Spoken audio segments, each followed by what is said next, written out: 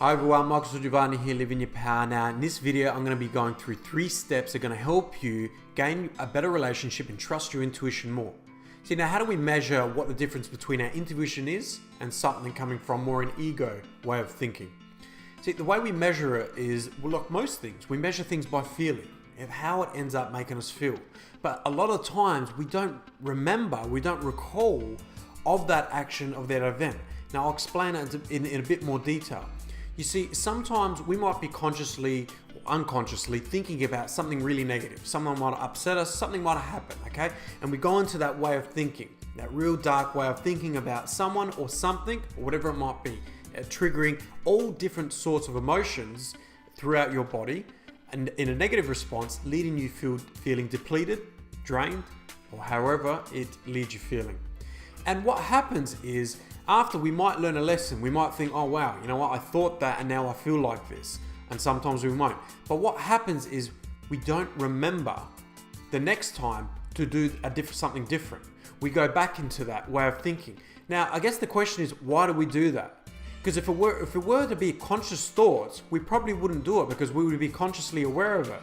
So really you need to separate what is a thought and what is a program.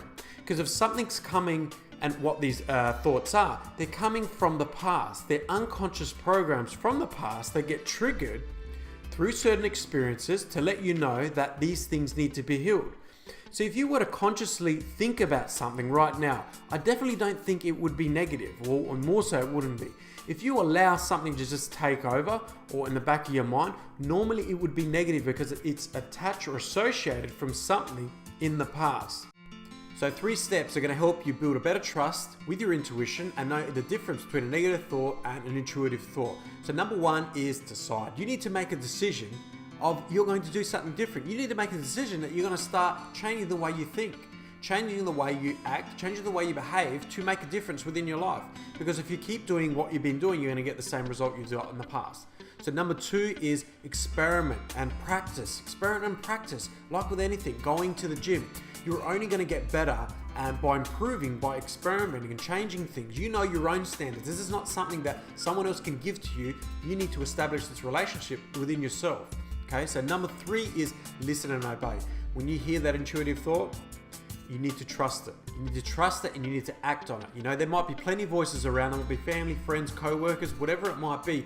But the intuitive thought that comes in, okay, that might present, you need to trust that and act on it, because when you do and you get that positive result, you'll build up that relationship within yourself and you'll always get the positive outcome. So thank you for listening. If you found value in this video, please share, like with a friend. You will always create positive change within other people's lives by doing so. So thank you for listening. I look forward to seeing you in the next video.